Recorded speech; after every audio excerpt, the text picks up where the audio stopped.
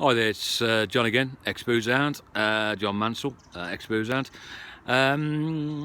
Interesting one, I think, today. I received a letter last week from my psychologist, sort of just summing up our time together. And although I would imagine people would think it's a strange thing to do to actually share this letter, I actually think that the psychologist in question, who was a trainee, who was a lot younger than me, which I know a lot of people don't like.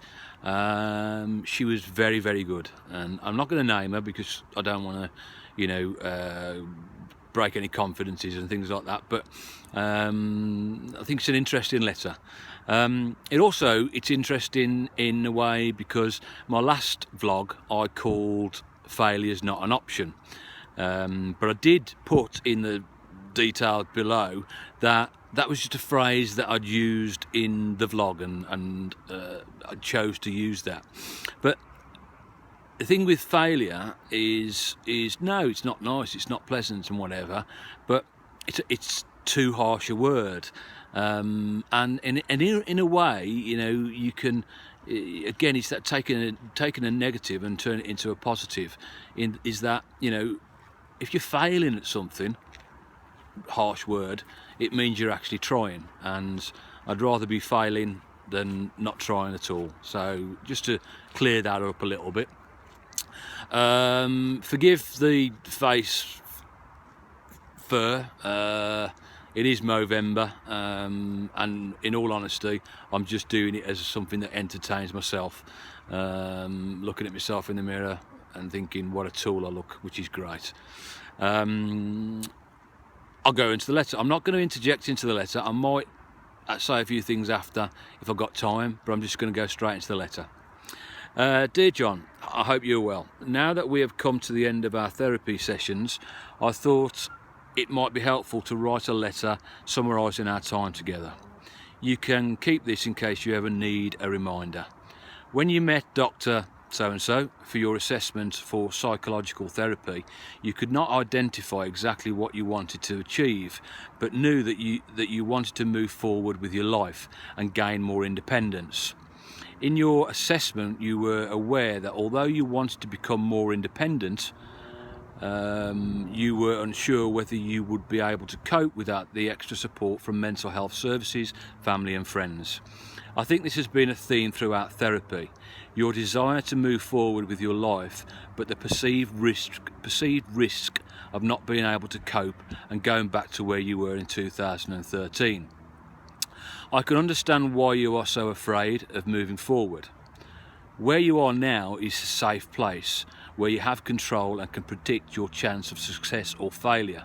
I think the end of therapy may have been quite difficult for you as you were confronted with the challenge of thinking about what's next for you and another source of support being taken away from you. It's important that to remember that this other person and me concluding our work with you it is with the belief that you are able to cope without extra support. The other person was a social worker, mental health worker. I had a couple of those and they were both brilliant.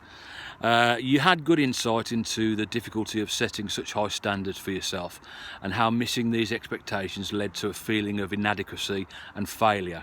I understand now that setting these standards is important for motivating you to achieve.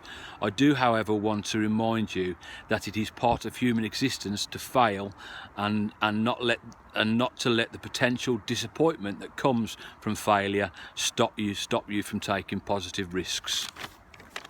Quite key, I think. You wanted some meaning for your life rather than existing day to day.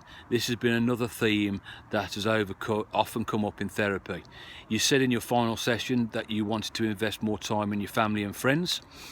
It seems to me that you value these relationships, so I would encourage you to keep developing and investing in these relationships outside of your ex-boozehound life.